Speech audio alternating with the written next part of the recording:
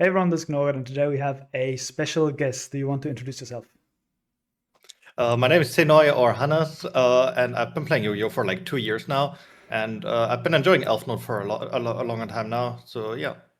Yeah, today we wanted to talk about the ELFNOTE Power Patron version. Now, you know, a lot of people have asked me about it, and this guy is actually the reason why I didn't post it, because he wanted to play it at the German Nationals. So here we are now, spilling the beans and talking about the deck. If you want to follow Hannes on like YouTube or Twitch, I'll link everything down below.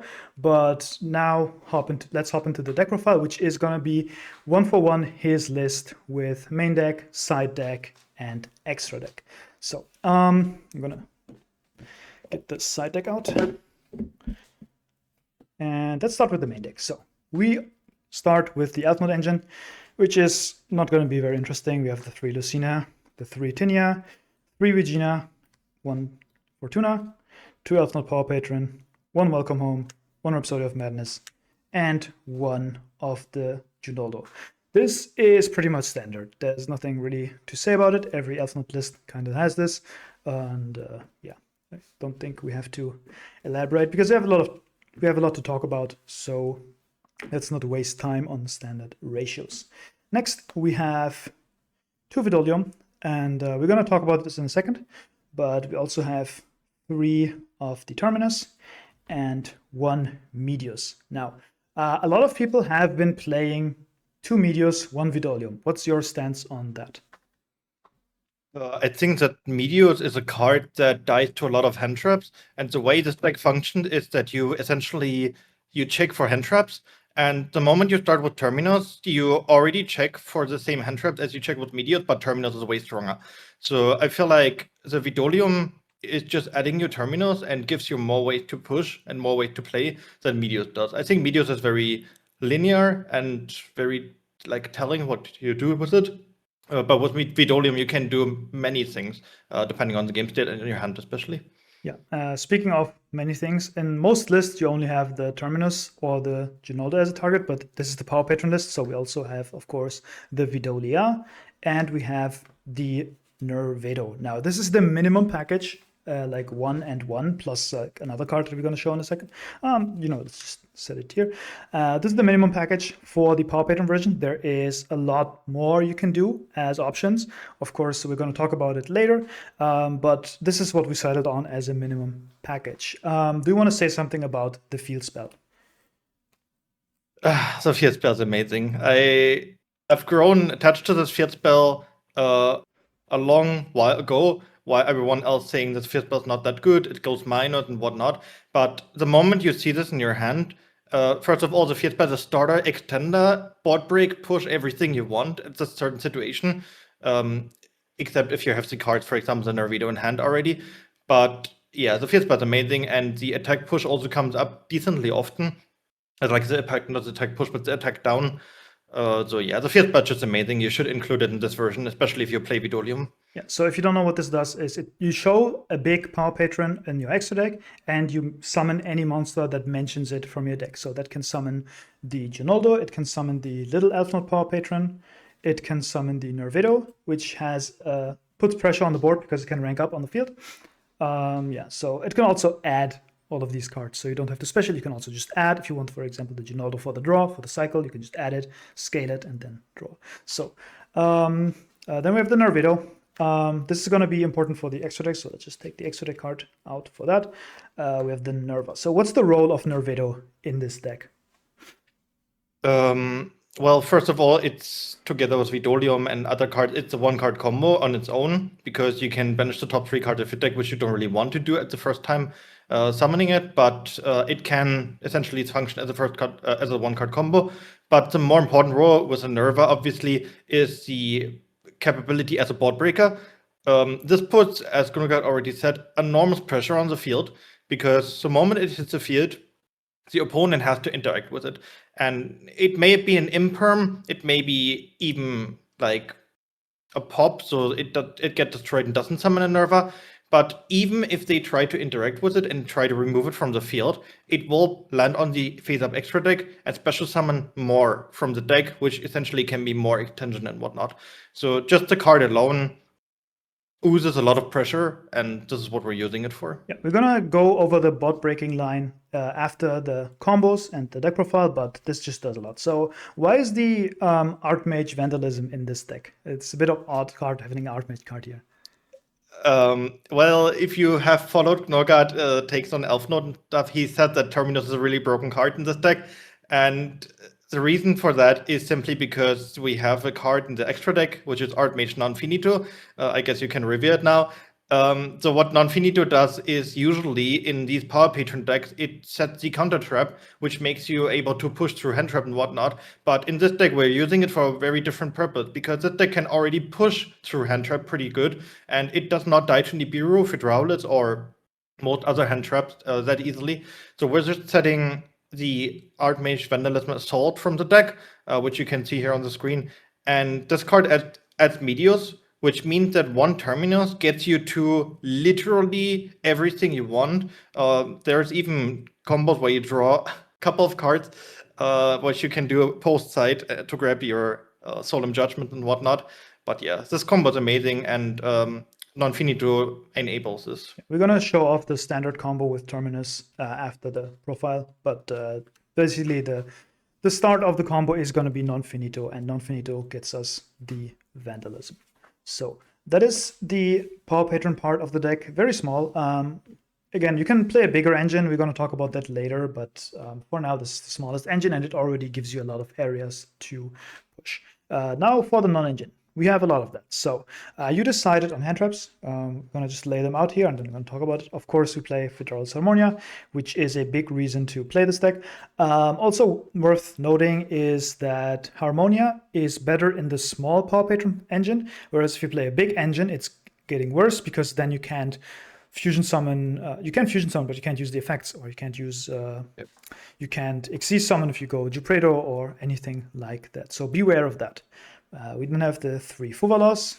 We have 3 Ash Blossom, 3 Ghost Bell, 2 Ghost Ogre, 1 Magnamut, and then we have 2 broken one-offs, Called By, and Talents. And I think this deck list was 41 cards in total, right? Yeah. So we have 15 hand traps plus 2 more non-engine. It puts us at 17.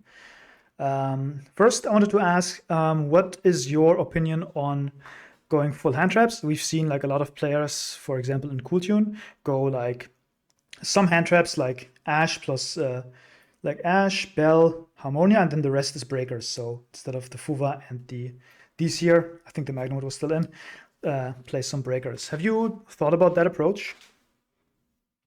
I think the approach is fine in this deck, but we just felt like with hand traps, you have a lot more agency in different matchups, and some like not all breakers you play in your deck work against every deck. Obviously, this also applies for hand traps, but I feel like with hand traps, you have way more agency where you can use them rather than watching your opponent build a board and then have this one, for example, Fallen into Virtues, which is a very commonly used breaker currently, in your hand, and you're like, well, it's nice that I have this Fallen into Virtues in the hand, but if, for example, Doomsday ranks up, I would have much rather have a Ghost Ogre in my hand. Mm-hmm. So situations like these just made me and my friend who played this list basically decide to play on hand trap, because we can break boards with the ELFNOTE engine, the Power Patron engine specifically, and if the boards are weakened in a very good, like to a good state, we can just push through with the engine, and this is what the approach we took. Yeah, it's also worth noting that besides Fuvalos, which just puts them on half boards, all of these, and Magnamut, I guess, but Magnamut gets you Harmonia, like these can all be used as breakers as well. If you go second, for example, into Cool Tune Synchro, you can Ash Blossom against like Branded, you can Ghost Belt something, you can Harmonia like an Ecclesia or Albas if they want to fuse with your board, you just Harmonia pop it, you can Ogre that Albas. In the mirror, you can Ogre or Bell the Rhapsody of Madness, so you can all use these on your turn as well. So sometimes it's also smart to just keep them in hand for your turn instead of just throwing them at your opponent. Yeah, but that's it. Why decide on Called By and Talents to go 41? Is that just because they're so powerful this format. Do you use Cold Buy as a breaker sometimes? I think that the reason that before we had Drone Lockbird in our deck because we expect a lot of Mitsurugi and Sky Striker anticipating the tournament, but we realized that the format is so wide and there are actually so many decks that have a very good line or don't even die to draw at all. So we decided to side deck draw and play these cards because they are generally always good to have in your deck and in your hand. Even when the board obviously could be weakened by draw, but having a call by or a talent again, for example, Sky Striker and Mitsu, the decks where draw is really good again, is of similar value, if that makes sense. Yeah. So yeah, and they're obviously stronger against the other decks, for Kill Tune and Branded. So yeah. Also, Cold Buy is a breaker, for example, to Branded or Sky Striker. Like against Zero, you can just Cold Buy the Zero, and that they don't really have good ways to interact with that, and that's very powerful because you cut them off of their Sky Striker bodies. So that is the main deck. 41 cards, and let's go into the I have one more thing to mention about Cold Buy. One reason I put Cold Buy in as a 41st card is because of Kyotune and Zayon, just to have a chainable card in any way. I know Cold Buy is just a one-off, but having a chainable card into Zayon is really, really good to have. So that was also another reason to include it. All right, let's go to the extra. So we, of course, have the standard ELFNOTE cards. We have the Strelitzia, we have a Crystal Wing, we have the Dragster. I think this is just like in every ELFNOTE list. It's just the smallest combo you can do is just make these two while going through Strelitzia and putting the Strelitzia in the grave for your Rhapsodia. Then you decided your level 5 is going to be Hyper Librarian. Some people don't play level 5 at all. Some people play other level 5s. I've seen people like doing Excel Synchro stuff. I see like someone even try Garden Rose Maiden, which I think is really cool, but I haven't found a good line for it. But you went with Hyper Librarian. Is there a reason? Yeah, I mean, the thing is, I feel like there's a lot of decks in the format, especially anticipating a lot of Kyotune and Branded, where people were just siding breakers and just copied the strategy of strong people in the French nationals. So just again, this approach is generally not that good against ELFNOTE, but I felt like a lot of people in their Mitsurugi deck and Doom Z deck, whatever, they don't even have another approach. They don't run that many hand traps and they just rely on breakers. And well, if you draw a couple of cards with Librarian, and I don't just mean 2 or 3 cards, then you will find a lot of your hand traps and side deck pieces. So even if your board gets broken, they cannot play at all. So that was the reason we decided. You can synchro climb a lot with this deck just by Strelitzia has already 2 synchro summons. You have the Axel package, which I'm going to show here. This is also like 1 synchro summon, then it goes into Stardust, which tagging out in the Stardust also counts as a synchro summon. So that's another draw, and then you synchro summon with this, which gives you another draw. So that's like alone these are like 5 draws. So the Stardust package, we have Axel, we have Stardust Dragon, and we have Shooting Riser Dragon. Now, these are obviously, if you watch my channel, your main anti-Fuba lines. What are other usages that you want to mention with these 3 cards? One of the reasons we included Shooting Riser was obviously the anti-Fuba line you talked about, but more so because we felt like the deck is already strong enough going first. So we didn't want to allocate a lot of side deck space for going first. And we found that having the interaction layered at all times is better for you than having a stronger card in your side, for example, Solemns. We still decided to play 2 Solemns in the side deck, you will see that, but we also decided to play 2 level 4s, which I will not show yet, we will show in the side deck later for more suspense, but the Shooting Riser basically sends these to the graveyard. But throughout playing the deck, I realized that Shooting Riser is also a really nice synchro climbing tool to get the ranks you need. So, or like not the rank, but the levels you need. Yeah, so, you can manipulate the level of this a lot. Usually, what I like to do is just send a 4. You can, if you just have ELFNOTE starters, you can also send the Meteors, and then you have Meteors as follow-up, like pre-siding. So that would make it a level 3, and then it's a level 3 that you can use for any synchro you want. Next up, we have some utility levels. We have a 12, an 11, and a 10. So that is Snake Eyes Vengeance Dragon, which we have decided on over Legasha, which you had before. Psychic End Punisher, which is an 11, which we have decided on over Juraishin. And then Chaos Angel, which we have decided on over Levi Lazabul. Do you want to justify all of these decisions? So Vengeance Dragon over the other 12. Yeah. I think the Vengeance Dragon just offers more utility than the Legatia. Legatia is strong itself. It draws a card, which is really good in this deck. Like, you can draw the many good cards, as you could see in the main deck. But the Vengeance Dragon offers both a body, which is 3k, which the Legatia also does, but it provides 2 interruptions in the opponent turn or in your turn, depending on when you summon it. And the spell trap push is just really, really strong. If you use it on the branded card, they have to use their own foreign virtue to pop it if they need this engine beat back. And same goes for Mitsurugi. And just for these matchups, it was really, really strong. So yeah. Then we have the End Punisher over Duration. Was pretty obvious, I think, because the more you play the deck, the more you realize that level 11 only comes up in the opponent turn, and Duration does nothing in the opponent turn, whereas Psychic and Punisher also is another interruption, and it also unaffected most of the time, depending on which deck you're playing against. And it's just a really good bit deck to push over anything. I think you mean the other way around. If you go second, the Duration is only good if you make it your turn 1, which you don't really do. But Psychic and Punisher is ELFNOTE Power Patron plus one of the big Power Patrons. 10 plus 1 is 11, and usually you do that when you're pushing into a board, and End Punisher is just much better for pushing than Duration, which can only activate the effect in the opponent's turn. And you have Chaos Angel over Leviathan. I think Leviathan is very, very strong. I really like the card. I've played it before, but the extra deck space in the deck is so limited, and I think the Leviathan would have been the 16th card in the extra deck, if that makes sense. The reason why I include Chaos Angel is because it just is another interruption that you can put on the board to push through boards more efficiently. And also the Chaos Angel's Light Dark, it protects the stuff from, like, the first 3 cards you see there. It protects them from destruction or card effects. And it just, again, a really good push through boards. It banishes cards, which is really strong in this format currently. So yeah, that's why I decided for it. To lay out the ways to make Chaos Angel, I think these are the ones. You have, oh no, this is non-tuner, so you can't do this. There's 2 tuners, but like, you have the Meteos plus the Fortuna, which is the most common way, or ELFNOTE Power Patron plus Fortuna, which is just the light Chaos Angel, but this would be light and dark. Is there anything else you can do? Yeah. You can send a 3 with Shooting Riser to make it 4. Exactly. Yeah. Exactly. Yeah.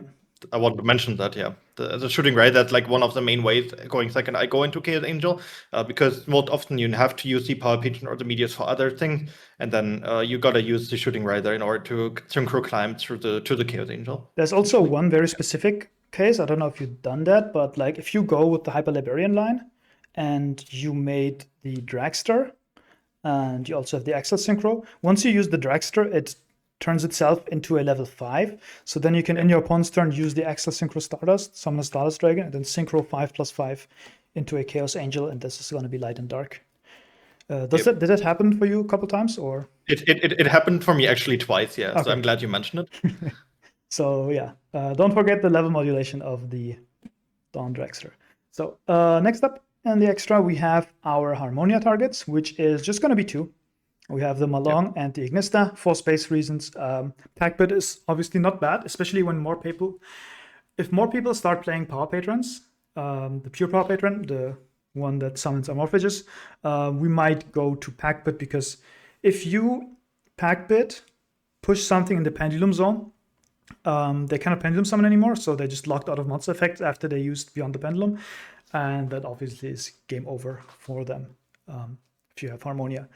But these are just naturally the best ones. So like if you want double removal, you send Malong. If you want just single removal but have pressure from the grave, you can summon Wind Pegasus at Ignister. Also, don't forget you can make at Ignister.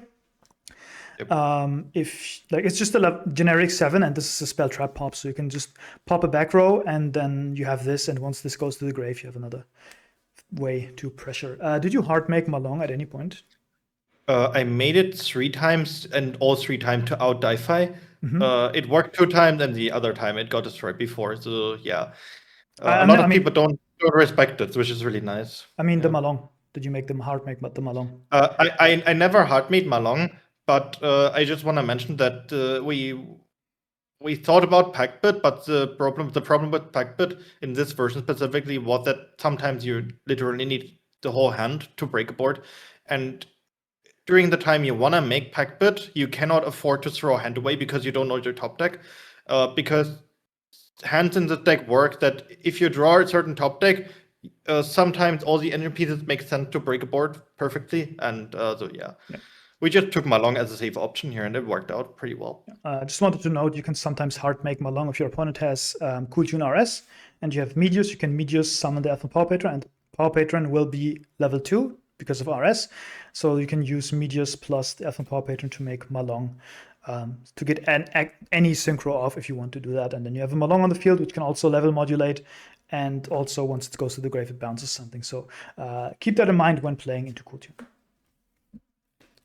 So next, we have the last 3 slots, which is going to be the Power Patron engine. We have, of course, our own Power Patron, Junora. We have Nerva for the Nervado, and we have Non-Finito also for the Nervado. So these 2 are very good if you can summon them to push into a board, but they're also reveal targets for the field spell, of course. And then the Non-Finito is just your contact fusion for the Nervado. Do you want anything to say? Do you have anything to say about these cards beyond those things? I think what's very important to note about Junora is that it negates the effect permanently. A lot of people don't know this, and you can make great usage of this against certain decks, where you cannot break the board, but you can sit on this because it's a body which in defense is pretty big. It's 3,800 defense, and negating a couple of cards is just really, really strong if it's negated forever, and especially if the opponent doesn't know about this, because frankly a lot of people don't know about and don't respect it. So yeah, for example, if you play the Mirror and you get this down, you basically negate the Rhapsodia forever. You basically negate the Welcome Home forever. Also, it has a quick effect that you can pin all the monsters that are on the same column as your ELFNOTE monsters. Now, note, this is not an ELFNOTE monster. And by pinning, I mean they cannot be used as material for anything but synchro, I think. So you basically, if you have this on the board, you just summon your ELFNOTEs in any zones your opponent has monsters in, activate the effect, and then they can't use it. So, for example, they have a Rico in that zone. They cannot, or they can't synchro, of course. This says synchro, yeah. But, oh no, it can't be used for synchro. So they have a Rico, you just summon an ELFNOTE there. And also they can go Q summon a Rico, you summon Regina into the Q column, and then you summon another ELFNOTE in the Rico column, and then you activate this effect. They can't synchro with both of them, and they're just useless bodies. So don't forget that. And Nerva, just so you know, this says that if an Archmage effect is activated, you can chain this effect to change the effect into destroy all cards your opponent controls. So if you activate your Nervado effect, you can, and your opponent doesn't interfere, you can activate the Nerva effect and just nuke their board. So they have to chain something to that. But we'll get to the board breaking part later. One more thing to mention about the Nerva, which I think is also important for people playing this deck in the future, is that if the Nerva gets negated by an Imperm or any other effect, it does not negate the effect of the Nervado. So the Nervado still goes through, which makes this so broken. So yeah. So that is the extra deck, and let's hop into the side deck. So let's start with the bit nicer part, and that is first, let's just go show them some Kaijus and Santa Claus. So you played 2 Radiant, 2 Santa Claus. What's the reasoning for this ratio? I had 2 slots. Like usually I played the 1 Radiant and the 1 Santa Claus, but I had 2 more slots for other cards, and I want the slot to be efficient against Kyotune and also Doom Z, because I didn't want to side the Dark Ruler just for Doom Z only. And Kaijus felt actually pretty nice to have against Kyotune, because it put them in an awkward position where they can't just do their standard board and be fine with it. No, but if you have a Santa Claus and or Radiant in your hand, it makes it really, really awkward. And if you have both in your hand, it's pretty much auto-win, except if you cannot play or die to 1 hand trip, maybe. So yeah, that felt really, really good. Yeah, so basically any combination of these is good. Like if you have 2 Santa Claus, you can just summon both of them to your opponent. If you have 1 Santa Claus, 1 Radiant, you can also obviously summon both. And if you have 2 Radiant, you can summon 1 to their side and 1 to your side, and it's level 7. So you can actually synchro off with this into your stuff easily. So that is that for the Kaijus. Then we have 1 Druze Farm. We have the Magnamut main, of course. So Pistiles are pretty good. Branded is popular. Skystriker is popular. Mitsu was popular during French Nets. It's been falling off a bit, but it's still played a lot. So The seals are nice. And then we have the spicy cards, and that is 1 Mudora and 1 Fairy Tale Snow. Yeah. Amazing cards. I loved them. They are obviously sent by Shooting Radar, as you can see here, and they are just amazing. Like Modora is still a remnant of the old times, which is just way too strong. Like you have it in your graveyard. My opponent read it and they were like looking at me and were, no. A lot of people still have PTSD from these cards, and to be fair, rightfully so, because they are just really, really strong. There was one game state where I looped Snow 3 times, and my opponent scooped after that. So things like these just like excel these cards to like strength that they deserve, I think. Yeah, so we were looking for something that helped us in the branded matchup, because branded was just very good. They, even if they don't like break the whole board, they just have so much follow-up. So we wanted to send a Mudora to the grave to cut that follow-up off. And then since we can't side Mudora into every matchup, we also have the Snow as an alternative target for the Shooting Riser. And 3 is generally the level I like the most with Shooting Riser, so those are nice for that. So next we have 2 Droll. Those were in the main before, right? And now they're on the side. I think that's a common pattern.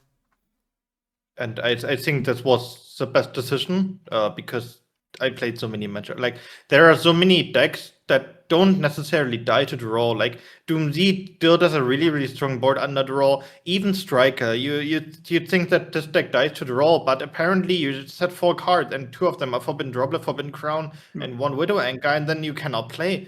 And you essentially hand looped yourself for 1. And it's just really, really good in the side deck for the matchup where it's really strong for. Also, it is horrible into branded. Like they don't care. Yeah. They go draw phase High Spirits, you can't draw. Then I don't know if they even add a card. Maybe Aluber add, but like they don't care about draw. So this was, even if they main phase High Spirit, they just chain it on the draw and add their fawn and what's the white, and that doesn't matter. So so this was main deckable when Mitsu was the most popular deck, but people have been going off of Mitsu into branded, and that is not good for draw.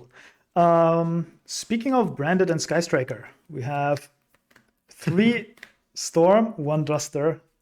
Actually, you see the mixed rarities because I used to only side this, but like backer removal is so strong right now, we just had to put in another one. These are probably the best side deck cards in the format right now, outside of Solemns. I think so, which, speaking of Solemns, we have, of course, the Judgment, but also we have the Solemn Scolding, which I don't know if you know this card, like the people watching. Of course, Xeno knows it. But this basically says that if you don't have any other set cards, you can, if your opponent activates a spell, trap card, or spell trap monster effect, or summons a monster, you can pay 3,000 life points and just negate that. So it just does more than Judgment.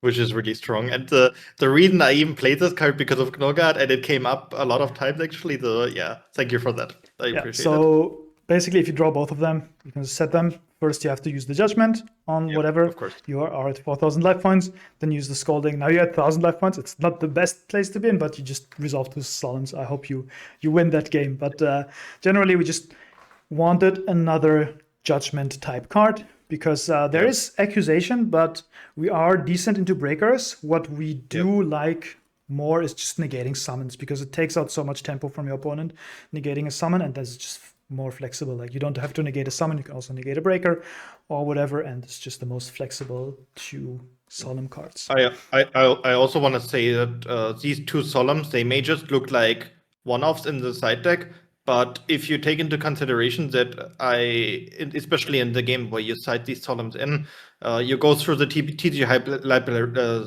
Hyper Librarian line, where you already go through a lot of engine before, and then you just dig like 7 or 8 cards into your deck. You will see these cards more often than someone that doesn't play a librarian. So All right, so that is the deck profile. Before we hop into the combo, I just wanted to talk about why we think that the Power Patron version is maybe the best version, and discuss some pros and cons into the other most popular version is the Albas version. So what do you think is the biggest strength of this deck over the Albas version? I think the Albas version dies to like the ELFNOTE engine died to certain hand traps more than other decks, and the Albaz engine doesn't die to the same hand trap as the ELFNOTE engine. But when you combine these both engines, then suddenly you essentially are hurt by every hand trap that there is, even though you can technically play against those hand traps with the respective engines. But if you only draw the Albaz engine, well, then a Ghost Ogre hurts a lot. Whereas a Ghost Ogre in the ELFNOTE engine also hurt, but you can play around it pretty well.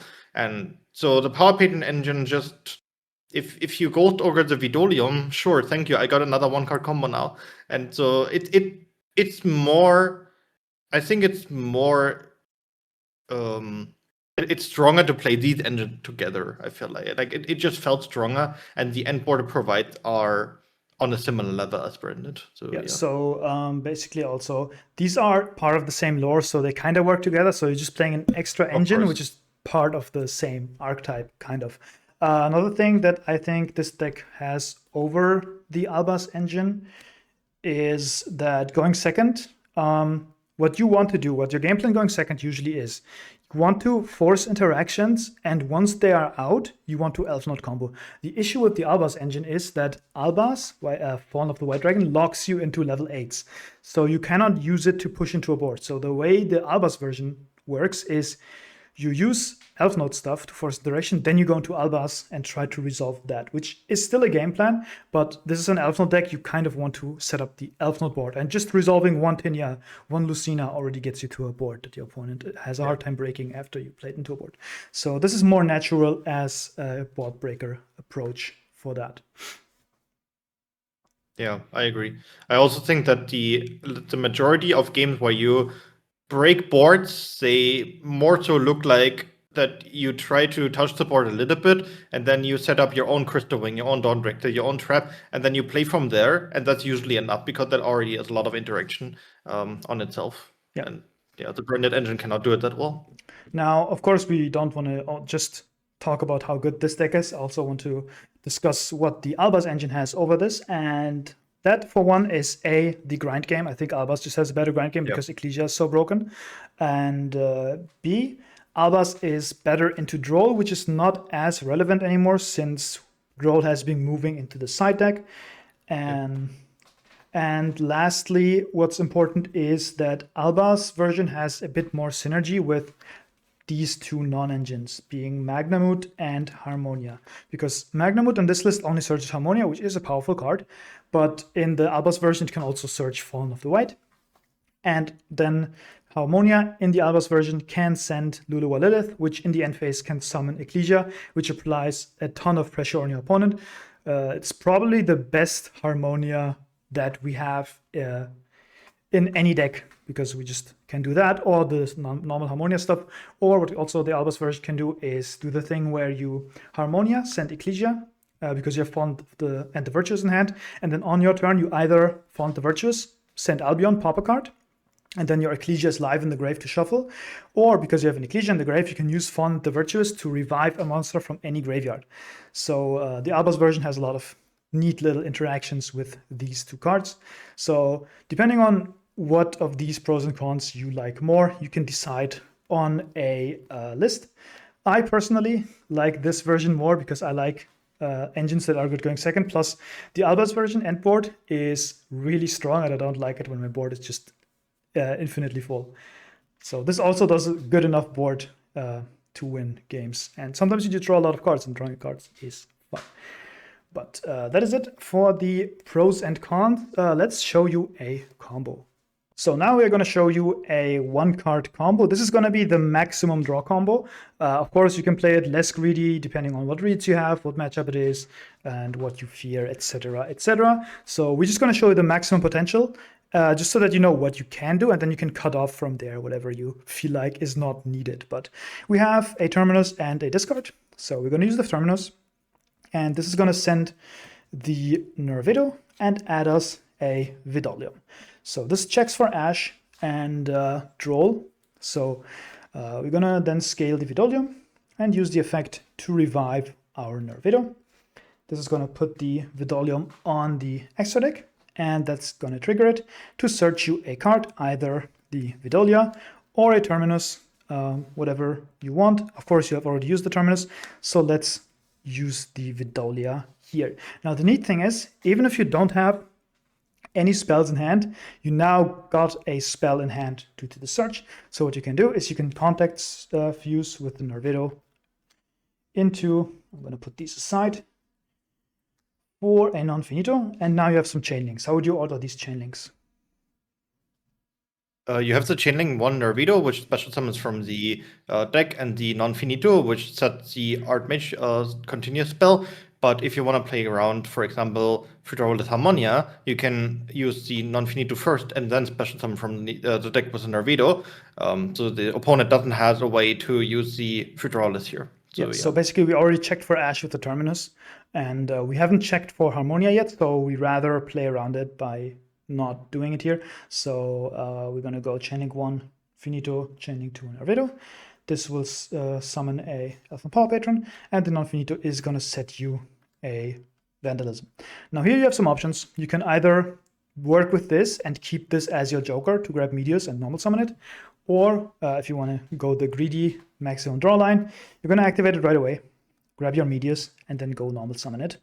And the Meteors is then going to summon the Power Patron, and then you can synchro here for TG Hyper Librarian, triggering the ELFNOTE Power Patron to grab Tinia. And this is where the fun begins. How would you go from here? Well, you can go for the Tinia, but because we want some insulation now, we are going for the Axel Stardust here, because we can just tag out into the Stardust and do some shenanigans then, because it makes the Monster Synchro Summon unaffected. So yeah, from here on, we start drawing with Librarian. Yeah, so what you have to know is Librarian is mandatory, so this is going to be Chainlink 1, and then Chainlink 2 is going to be the Axel Synchro Stardust. So we're going to get back our tuner. Now we have a tuner on board. We can always quick synchro, and then we are going to start drawing, and it's Harmonia. That's a good one. And then, how do we go from here? We're going to go Tinia. Tinia, yeah. Welcome home. For the spell. Yeah. And then the spell can send the Tinia from the field or the cards in your hand, but in this case we're using the Tinia. For the Lucina, and then the Lucina adds us the Regina. Mm-hmm. And from this point onwards, you have multiple choices. Obviously, the Welcome Home has already been used. So if you want to really go for the maximum that you want to do, we are going to send the Welcome Home here, because we just expect to win from this point onward, because nothing can stop this draw combo, essentially. So we're using the Regina, you're sending the Welcome Home, as you already did, and special summon the Fortuna. And this will place a trap. And from this point, we are doing a lot of synchro summons. We are going to the Strelitzia with the Power Pin and the Regina, which will then also trigger the Regina to get back to the hand. Yep. This chain which 1 is is chain 2. Exactly. So we're getting this back, and we draw another card. Oh, it's a Ghost Ogre. Nice. And then we are missing a tuner, but we get this back with the Strelitzia. So revives the Power Patron now, and this makes the Crystal Wing. Which then again draws us a card. And at this point, you already have sent out your deck pretty much. You went through all three or all four ELFNOTE level 6 monsters. You went through both Power Patrons, through the Meteors, through the Trap, and also through the Nervido and the Vidolium. So the card that you draw here are either engine, that's always good, of course, but more so non-engine. So yeah. And anything that is not non-engine you can use for the Rhapsody of Madness. For example, we drew a Fuvalos here, or we have a Fuvalos in hand, but we can just use that, discard it, and so we can keep the bodies on board, because the more bodies you keep, the more synchro summoning you can do, and the more cards you can draw. So we ditched the Fuvalos that we just drew, get back the ELFNOTE Power Patron, and that can synchro with the Lucina into Dawn Dragster, which gets us another draw. And now here's the cool part. What do we do here? Well, if we have a monster in the hand that we don't need, or we drew like 2 Ash Blossoms or whatever, then we can use the graveyard effect of Meteors to special summon back by shuffling back that monster. In this case, we're just going to use the Fuvalos because, well, we don't need it here. And then what we do here is we use the effect of Axel Stardust, which triggers the synchro summon to the Stardust Dragon, which you will obviously put in the EMD zone. And the nice part about Axel Stardust is that it doesn't have to use the Stardust Dragon, so it can use the Fortuna and the Meteors for the Chaos Angel, which is Light Dark Chaos Angel. and the Meteors get banished, and the Librarian is giving you 2 draws because it's a mandatory whenever you synchro summon, and you did 2 synchro summons here. So you will draw 2 more cards, and oh, we drew Solemn Scolding. Yep. Nice. So yeah. So that is basically the draw combo. So this is a Light and Dark Chaos Angel, so all of these are going to be unaffected by monster effects from your opponent. And this, you just drew a lot of cards, and you could, for example, set the Scolding here. And you obviously your zones are kind of full, so the Regina here would not summon from the deck yet. You have to clean up some board presence with like the Rhapsodia sending something if you want to do that. Exactly. But if you got this far, it doesn't really matter if you Okay. use the Regina. Yeah. What I want to say is what you usually do in this case is in the opponent turn, you use the Librarian for the Rhapsody. That's your most common target in this line because you're not doing any more synchro summoning afterwards. And so the Librarian becomes rather detrimental. So, yeah. Except if you're playing against Cool Tune, because Librarian also triggers off your opponent's synchro summon. So if they start playing, just basically this is maxi because it's unaffected and it just draws you cards whenever the opponent plays the game. So that is the draw combo. Of course, if you don't want to go all this way, you can make a smaller combo, but this is just if you don't expect your opponent to play anything that would stop you from drawing a billion cards, you can just go for this. So that is the going first combo. Let's show you something for going second. So now you want to show you a line, what you can do going second and why this is so good. So for that, you need just any way to get Nervedo on the field. That is Vidolia, Medius, or Terminus. And this is just a random discard. So let's just take the Terminus for now and put these aside. And you just need to get the card on the field. So with Terminus, that would be sending Nervedo and grabbing Vidolium. With Meteors, it would be normal summon Meteors. Special, with the field spell, it would be just banishing a card from your hand. And special, but you just want to get this on board. In this case, you can go Vidolium, pop it, summon back the Nervedo, triggering the Vidolium. And here you can either add the field spell if you didn't already have it, or an ELFNOTE Power Patron if you want. This could be good later, but let's just get the field spell in this case, because the field spell can also get the ELFNOTE Power Patron. And here what you can do is either you go with any spell in your hand into a non-finito line, if you want to do that, or what's also very strong is you can use the effect, banish like the top 3 cards from your deck, and pop this to summon the Nerva. Now, if your opponent imperms this, you still have the non-finito line, right? Because this is still on the board. But if they don't, this goes to the extra deck, you summon the Nerva, and then the Nervedo triggers because it went to the extra deck face up. Now, if your opponent doesn't chain anything to this Nervedo, you can chain Nerva, and Nerva wipes the board.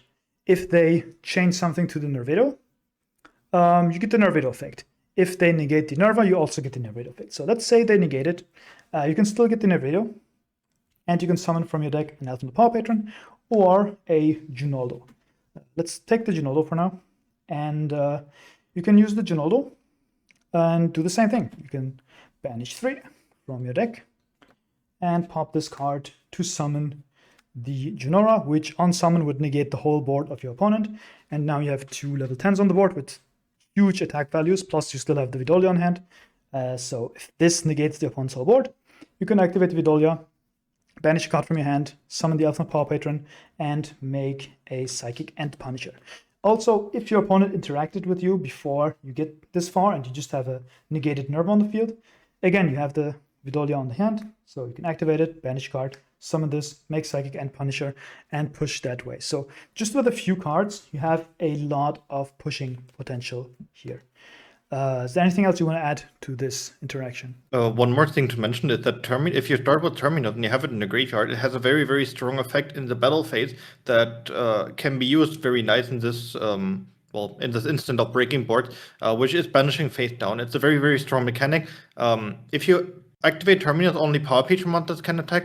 However, the Nerva and the Junora from the extra deck, they are also Power Patron, as well as the small ELFNOTE Power Patrons that you see here. So yeah, this can be also used to the advantage. If you have this board, you can just go battle phase, attack with this, banish something from your opponent, and just run over something with this. You can only attack with Power Patrons here, but these are 2 Power Patrons.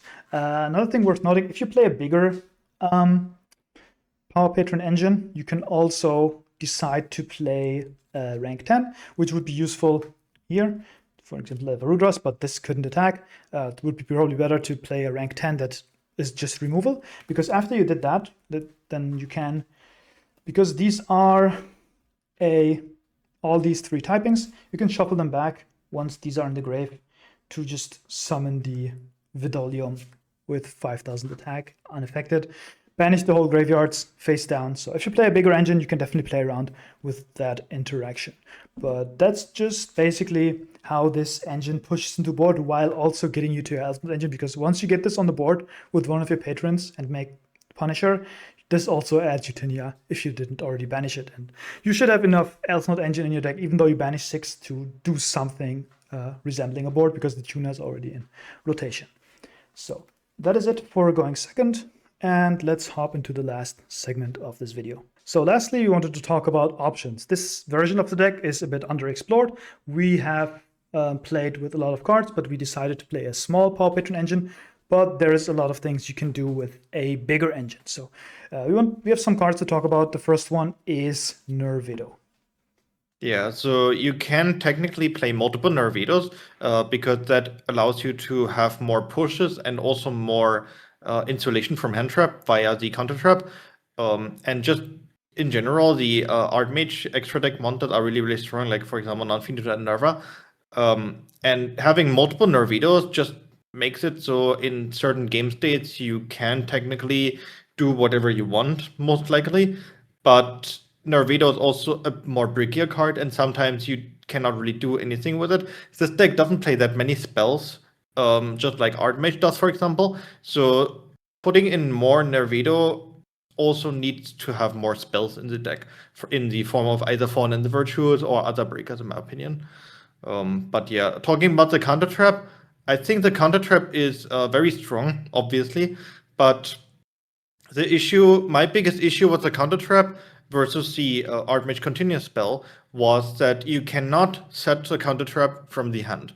So the moment you want to do something with the counter trap, but you drew it accidentally, or either because of Fuva or because you already had it in your hand, it becomes most likely a dead card in your hand, whereas the continuous spell can be activated at any time to grab the meteor to go into extension or even as a starter. Yeah, but the counter trap is really strong. Another downside, in my opinion, about the counter trap, again, I think it's very strong, but another downside is that you need the fusion to stay on the board. And in most game states where you go through the non-finito, you actually want to use the body for a synchro summon.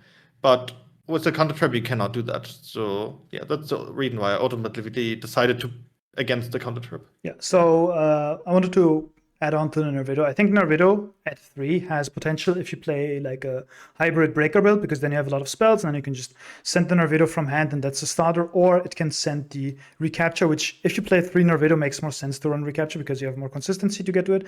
So you can just start your play by discarding like your Nervido and any spell and either get like insulation or a starter. So that definitely is something to be explored. Next we have Pendulum Treasure. Yeah, Pendulum Treasure was the first thing that we played in this iteration of the deck as a 3-off, mainly also because of Jupredo, which is also something to talk about. But the reason we decided to not play this is because we already have a lot of 1-card combos and a lot of actual 2-card combos if you combine the hands in the deck together. So Pen Treasure was not needed as another consistency piece, but it is a really, really strong card if you decide to play a bigger Power Patron engine, because it is simply not really possible to interact with Pen Treasure because it sends face up to the extra deck, meaning it cannot be ashed or something. The only card that can actually interact with it, if you go first with it, is I think Frame Delta, and that's it. So yeah, I think Pen Treasure is really, really strong if you play bigger Power Patron engine. But in this deck, in this iteration of the deck, it doesn't make the cut. Yeah, so basically it is like it's either a Rhoda when you scale the Vidolium, or an E-Teller if you scale the, put on the extra deck the Nervido, or it grabs back something from the graveyard if you put the Junoldo on top of the extra deck. So very flexible card, it just wasn't needed in this version of the deck. But again, if you play a bigger version, especially if you play Jupredo, you can play a Pendulum Treasure as a starter as well. Next, we have, this is not just Varudras, it's just any rank 10. Yeah, we mentioned Varudras before, and Varudras, while being a very strong card, it only comes up in very specific situations, going second if you have these two Power Patron monsters on the board, and it's just a very niche option that doesn't come up that often. However, if you decide to to play a bigger Power Patron package, I could see myself playing Varudras for sure, because this card will come up more often than. But in this smaller package, it didn't make the cut. Yeah, you can basically, if you have more Power Patron cards, for example, also Pendulum Treasure, you can just get 2 10s on the board more easily at the start of your combo, then just have a Varudras, and then you just combo while you have the Varudras on the field. Then we have the Jupredo, which is also a Power Patron, but didn't make the cut here. This is, of course, very strong in the Doom Z deck. If this gets added to your extra deck face up, then you can add any Power Patron spell trap or Doom Z spell trap to your hand. We decided not to play it because the scale effect to pop is not good in this deck, because it has to pop a monster card. So that means that if you have a Nervido scaled, this is a spell card, you cannot pop it. That means if you want to use the effect, you have to pop the Nervido from your hand, which is suboptimal. And this also doesn't do much on its own. Whereas Nervido, at least if you have a spell trap, you can make the non-finito. This would just be a brick in your hand. And this does make your push going second better, because you can also summon this from the deck. And this can also rank up into another big Power Patron. And then you have all the 3 typings to summon your Vidolium if you play this. But we decided this was just too bricky for what this deck was going to do, so we didn't play it. Next, we have Shade the Obscure and Beyond the Pendulum. This is, if you want to play a bigger package, another option. Shade the Obscure is a 1-card combo. You can normal summon this, pay 1,000, pop itself, and put 1 Power Patron of your choice on your extra deck, and that will trigger just the whole thing. So you can, for example, put the Vidolium on top, and then you add a Terminus, and then you just play from there. So this is the one-off that is okay to draw, because it is a starter. And then with Beyond the Pendulum, you have more ways to use your bodies. You can, for example, Medius summon the Nervido, make Beyond the Pendulum. If you have a scale somewhere, then you can get your scales, and then you summon 2 bodies, you make Varudras, and you combo from there. And you can also just use the Beyond the Pendulum to shuffle itself back with the Medius and summon the Medius back. And with the Shade the Obscure, you can then make a rank 4. A lot of combo potential there. We just didn't want to do it because the deck sport is already good enough. But if you want to play around more with stuff, these are not bad cards to have at all. And then outside of the Power Patron package, we have some extra deck slots, and that is Cool Tune Back-to-Back, Black Rose Dragon, and Croc. Back-to-Back is a decent synchro. It increases all the levels of your opponent's monsters by 2, which can be a floodgate against some decks, but also if your opponent activates a monster effect, you can summon a tuner from Grave or Banishment, and then immediately synchro summon. So that means you can summon back the Elfin Power Patron, synchro, and then you get a search. And that gives you some grind game, which pure ELFNOTE sometimes lacks. And one board I like to end on, and like a pure-ish version, is this. Because this is not super polyable, but it's very hard, like this plus the trap. And this, you can't super poly this already, because this is a Dark Fiend, and this is a Wind Dragon. Unless they have Albaz plus super poly, then they just make Dogma Dragon. But yeah. So this is generally a resilient board, plus you get a lot of grind game using the back-to-back. And with Shooting Riser, you can go into back-to-back pretty easily. We have the Croc, which is just a level 9. You can make this with the Axel Synchro, Stardust, plus the tuner that it brought back. I actually won a game where I got hand-trapped or like charmed to death. I just ended on Axel Synchro plus a tuner. And in their opponent's turn, I just went Stardust Dragon into a Croc, drew a card, the Croc was 4,000, and then this was unaffected, my opponent couldn't out it, I just survived with like 6 cards in hand. Then last one is Black Rose Dragon. This is pretty nice going second. If you have like any ELFNOTE name, let's say Lucina plus a tuner, if they don't interact with this, you can make a Black Rose Dragon, and then go Chaining 1, Chaining 2. They cannot interact with this unless they have like an Imperm or something, and just this threatens to nuke the board. So decent option for going second to keep your opponent honest. One more thing to note about the Black Road Dragon is that if you have Welcome Home on the field, you can actually prevent your monster in the middle mountain zone by destruction from the Black Road Dragon. So if you decide to play Black Road Dragon, then keep this in mind, because it can actually come in very, very handy. Yeah. Now this deck is already good going second, so we decided we didn't need the Black Rose here. But once we get the level 10 Synchro, I think the dynamic between the level 10 Synchro and Black Rose is just too good to pass up. But that's going to be in a video once we talk about the June Pride. Yeah, that's it for the card options, and that's also going to be it for the video. So thanks everyone for watching. Do you have any shoutouts still? Well, I want to shout out you for sticking around with this deck, and I also want to shout out Jordan. Jordan has been a big contribution and has helped with testing a lot with this deck. And in general, I just want to shout out a lot of people, but you know who you are, and yeah. All right, and that's it for the video.